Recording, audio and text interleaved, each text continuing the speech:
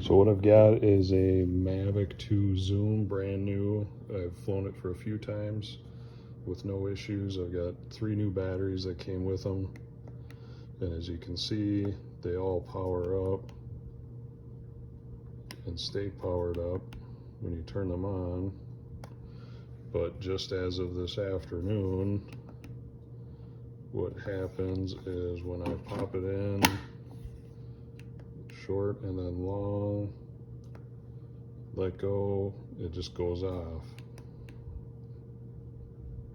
So for some reason the drone won't turn on, even though the batteries all seem to be fine.